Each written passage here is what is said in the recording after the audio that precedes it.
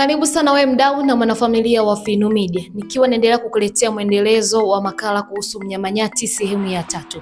Mimi ni Edja Chiwaligo. Endelea kusubscribe, kulike, kucomment na kushare ili uzidi kupata taarifa zetu kupitia hapa Finu Media. Karibu. Mambo muhimu ya kujua ni kwamba nyati ni mnyama mwenye uwezo wa kumkariri mtu aliyemjeruhi, mfano jangili au askari wa wanyamapori, na kama alikuwa anajitetea ili asiuawe. Hivyo kumbuka kwamba nyati huyu endapo atakapokuona sehemu yoyote, ana uwezo wa kukukumbuka na kukufuata kwa ajili ya kulipiza kisasi. Nyati ni miongoni mwa wanyama hatari katika historia ya kumuua binadamu baada ya kiboko. Nyati ni wanyama jamii ya wanyama wanaokula majani. Hivyo chakula chao kikubwa zaidi ni majani. Lakini wakati mwingine wanapokuwa na shida ya majani, basi nyati hula hata kwenye miti midogo midogo. Nyati ni wanyama wenye uwezo wa kuishi katika mazingira tofauti tofauti sana, kuanzia kwenye maeneo ya savana, maeneo ya majani na maeneo ya vichaka na misitu pia. Na wana uwezo wa kuishi sehemu ambapo iko wazi isiyo na kivuli kwa muda mrefu.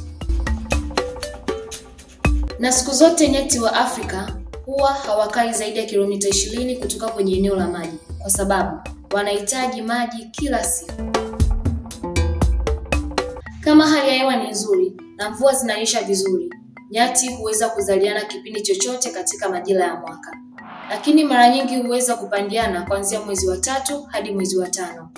Lakini kama maji yanakuwa ni ya shida, basi nyati huzaliana kipindi cha majira ya unyevunyevu. Nyati jike huingia kwenye mzunguko wa hedhi kila baada ya siku 23 na hudumu kwa muda wa siku 5 mpaka 6. Nyati jike anapopata mimba, hukaa na mimba kwa muda wa siku 340 na huzaa mtoto mmoja. Ni mara chache sana kwa nyati kuzaa watoto wawili. Nyati wa savana huzaliwa akiwa na rangi nyeusi inayofanana na kahawia au nyekundu inayofanana na kahawia kwa mbali. Wakati nyati wa msitu huzaliwa na rangi kama nyekundu iliyopauka. Wastani wa uzito wa mtoto wa nyati anapozaliwa huwa ni kilogramu 40. Lakini nyati wa savana kuna wakati hufika mpaka kilogramu 55 hadi 60 anapozaliwa. Majike hukaa na kumlinda mtoto kwa muda wa miezi 6 chini ya uangalizi mkubwa sana, hasa kutoka kwa maadui.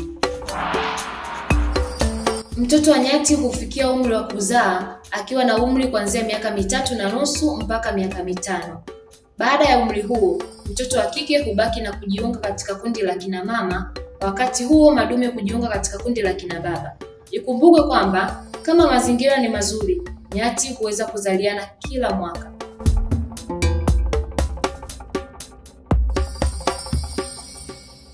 Asante sana kwa kuendelea kuungana nasi kupitia Finu Media. Usikose sehemu ya 4 ya makala kuhusu mnyama nyati.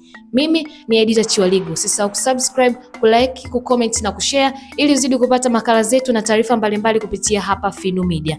Tukutane wakati mwingine.